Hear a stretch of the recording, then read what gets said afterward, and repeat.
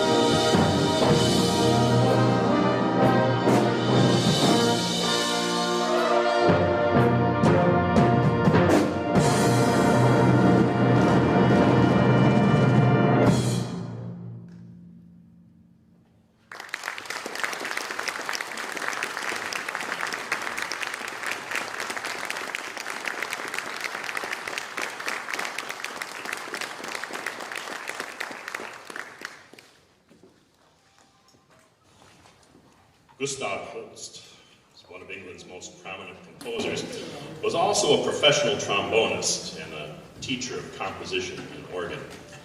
His music included operas, ballets, symphonies, some chamber music, and just songs. Most concertgoers are probably familiar with his best-known work, a suite titled Planets. Now, Holst is one of a few British composers that have produced exceptionally fine works for wind bands. And of all these, our next selection, the first suite in E-flat, is generally regarded as the cornerstone. You see, at the time of its writing in 1909, First Suite was considered to be a revolutionary piece because it was written specifically for a wind band. In that area, concert bands, wind bands, all of their music consisted of reductions or transcriptions of pieces that were originally scored for orchestras. And Holst wanted to make the wind band a serious concert medium, so this piece was seen as the first step in that direction. The suite has 3 movements: chaconne, intermezzo, and march. Although known for using many folk songs in his compositions, it is worth noting that Holst only used original material in this piece, even though it sounds like a folk song you should know. As a side note, you may be interested to know that Holst played for 7 years as a trombonist in the White Viennese Band. This is a seaside band which claimed to be foreign, even though the members spoke with phony accents. But in actuality, 2/3 of the group was from England, because it seems at that time, audiences were more likely to go to a concert held by a foreign band than a British one. Our program continues now with Holst's first suite in E-flat for military band, arranged by Sidney Herbert.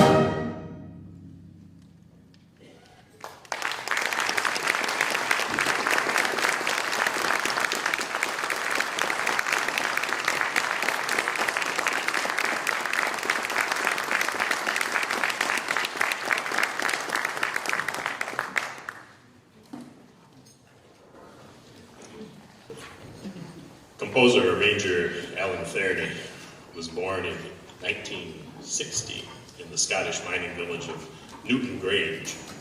There he learned to play the trombone in the local Newton Grange band. And after studying music in Glasgow and London, he played with most of Scotland's top bands and founded the Caledonian Brass Quintet, of which he is still a member today. Fairney now lives in Edinburgh, where he works as a teacher, a juror, and a wind player. He also conducts various bands. His numerous compositions and arrangements are played across England and Europe, and even in the United States. For example, our opening selection today, Manilow Magic. Our next selection is an arrangement of 5 American folk tunes. Fairney has woven together Old Susanna, Camptown Races, Little Liza Jane, Old Zip, and Old MacDonald Had a Farm, resulting in a fun summertime concert piece titled Country Clam Bake. This piece has the subtitle of Hootenanny 2, and it seems to have been inspired by Hootenanny, which was a 1963 piece written by Harold Walters. Back to the music now with Country Clam Bake.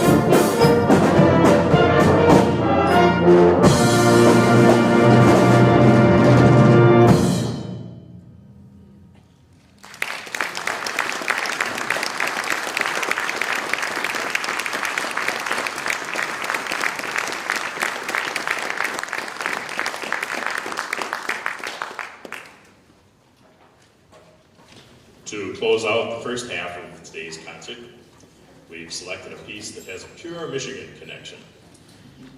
Composer James Curnow is a native of Port Huron. His formal training was received at Wayne State University as well as Michigan State. An award-winning music educator and composer, Curnow's published works now number over 400 and include numerous compositions published for brass band through the Salvation Army Publications and other publishers in Europe and in the United States. Now, Curnow's Festival March, The Southern Spirit, was written in 1998 to honor Commissioners Andrew and Joan Miller on the occasion of their farewell as leaders of the Salvation Army's Southern Territory. This march abounds in rhythmic and motive interest, using as its primary theme the well-known Southern hymn tune, How Firm a Foundation. Following this march, we will take a brief intermission.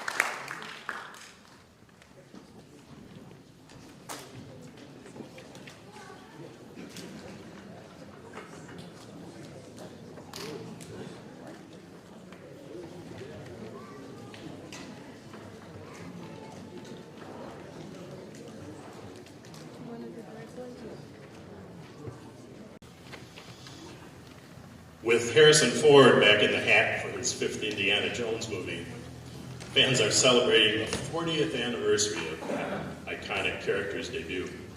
It all began with Indy's first theatrical venture on June 12th, 1981, when Raiders of the Lost Ark premiered in U.S. theaters. Directed by Steven Spielberg, Raiders was written by Lawrence Kasdan and based on a story by George Lucas and Philip Kaufman. Set in 1936, it follows Harrison Ford as Indiana Jones, an archaeologist on a quest to recover the long-lost Ark of the Covenant. With the help of his love interest, Marion Ravenwood, Indy must retrieve the relic before rival archaeologist Dr. René Belloc can guide German Nazi forces to it first.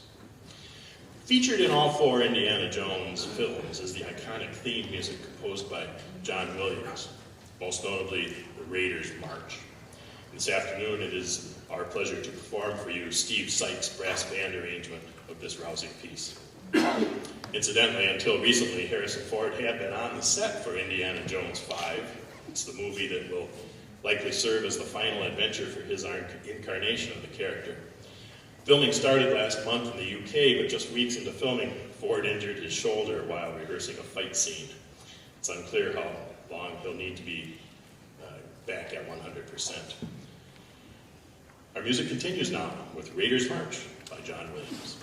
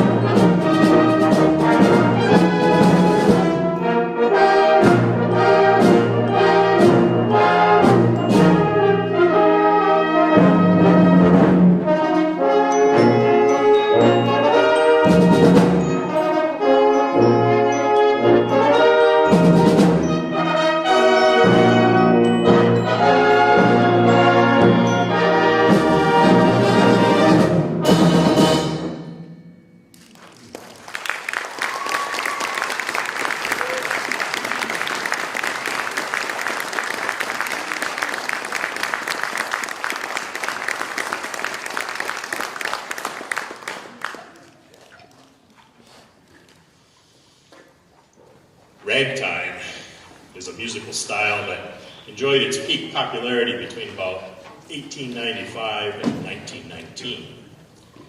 Its characteristic trait is its syncopated or ragged rhythm, and the style has its origins in African American communities in some of the larger cities such as St. Louis. Now our next selection, Black and White Rag, is a 1908 ragtime composition by George Botsford.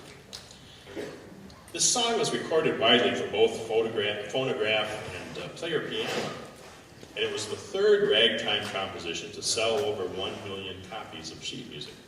The piece has also become kind of a fiddle standard with recordings by country musicians such as Johnny Gimble. Well, this afternoon we have a special treat in store for you. Black and White Rag, performed not on the piano, not on a fiddle, but on a xylophone. Now this performance is very special to the Mid-Michigan Brass Band. You see, in early 2021, the band was awarded a grant by the Midland Community Foundation to purchase a set of percussion instruments and a trailer to haul them around in. During the pandemic, the band lost access to its primary rehearsal space and more significantly, perhaps, the borrowed percussion equipment. With this grant, and utilizing outdoor rehearsals and performances, the band was able to begin playing again in April of this year. Now, this particular piece was chosen to show off our new Yamaha xylophone, generously provided by the grant from the Midland Community Foundation. In our upcoming October performance, there will be even more percussion features during that show. Our soloist, Mr. Dave Latondras, is well known in the Mid-Michigan music community, having played with the Midland Concert Band, the Bay Concert Band, the Chemical City Band, and many others in addition to the Mid-Michigan Brass Band.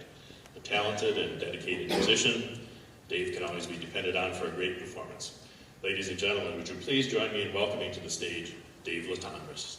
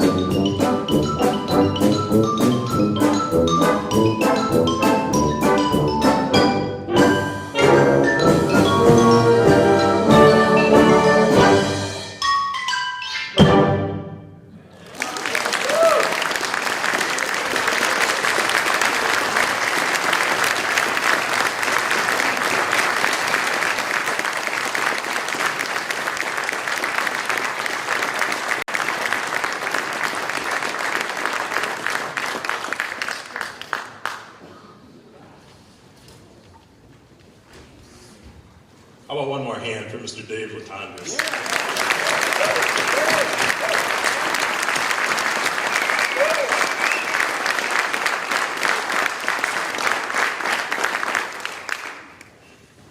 Joe Zawinul was an Austrian jazz keyboardist and composer who, along with Chick Corea, Herbie Hancock, and John McLaughlin, Miles Davis, they all played an important role in the development of jazz fusion, a musical genre that combines jazz with rock. First coming to prominence in the mid-1960s, Zawinul was best known as the founder of the American jazz fusion band Weather Report. And he was one of the first musicians who used electric pianos and early synthesizers in jazz.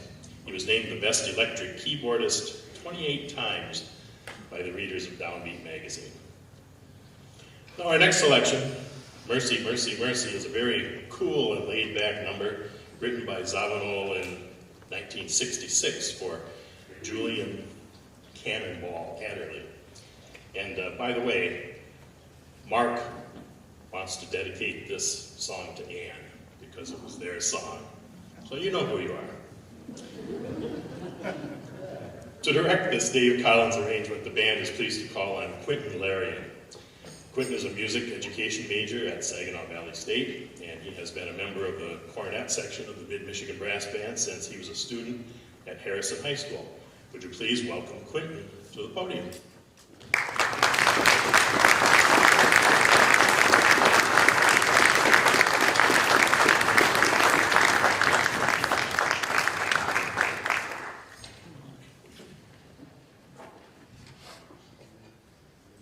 One, two, three.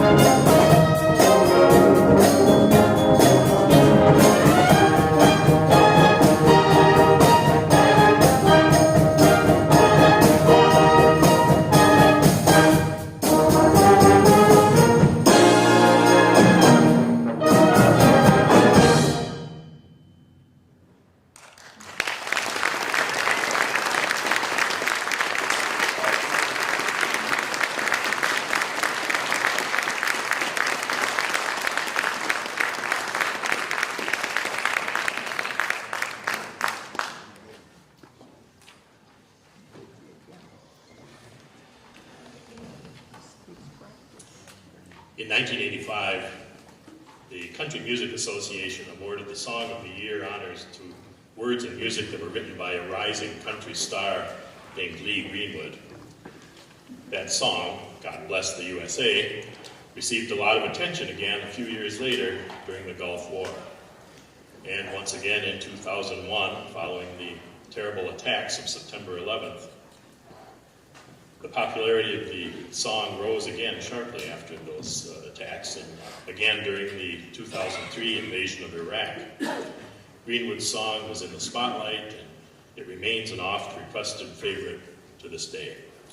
It has been covered by artists such as Dolly Parton, Beyonce, and the American Idol Season 2 finalists who released a recording with the proceeds going to the American Red Cross. In straightforward language, God Bless the USA eloquently expresses the pride and patriotism that every American feels deep in their heart. God Bless the USA by Lee Greenwood, and arranged for brass band by Troy Helm.